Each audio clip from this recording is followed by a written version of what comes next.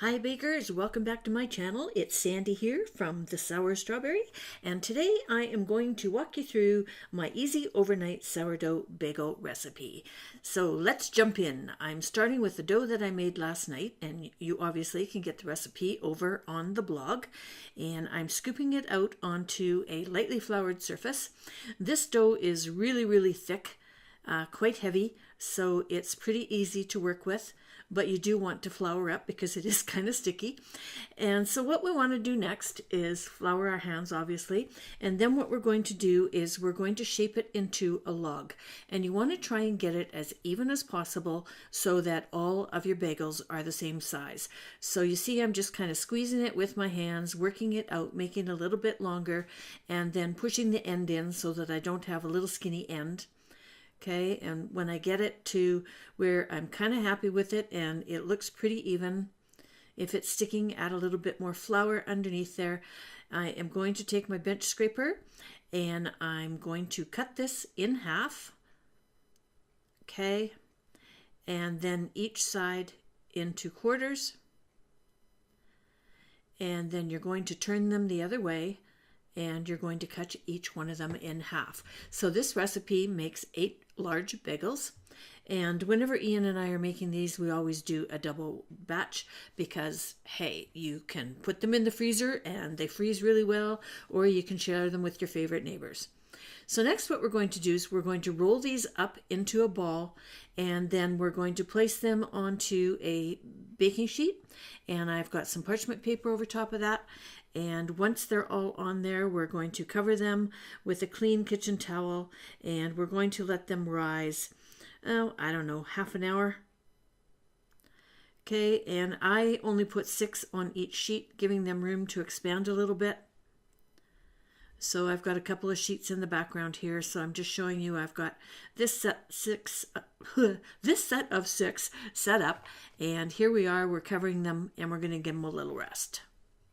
Okay, they've had their little rest. Now we're going to make the holes in the center. So you want to grab it, and then with your thumb and your middle finger, you want to rip or tear a hole in the center, and then use your thumbs and your fingers to expand the hole and kind of even it out and move on to the next one. So again, squeeze into the center, tear the center open, and then use your thumb and fingers on each hand to stretch it out and try and get the dough as even as possible for your bagel.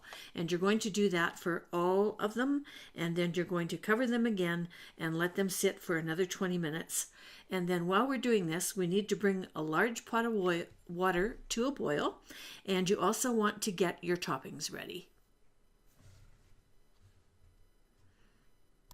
Okay, the 20 minutes is up. Now we're going to boil our bagels. So I have a very large pot of boiling water, and I'm going to just squeeze in about 2 tablespoons of honey, and then I'm going to whisk this just to blend it really well with the water, and then we're going to start to boil our bagels. So the honey adds a little bit of color and flavor to your crust, and so don't miss that step. It really does help. Okay, so I like to bake 3 bagels at a time, or boil 3 bagels at a time. I pop them in upside down so that I only have to turn them once, and they don't normally stick together. And you want a slotted spoon or a spoon with holes in it.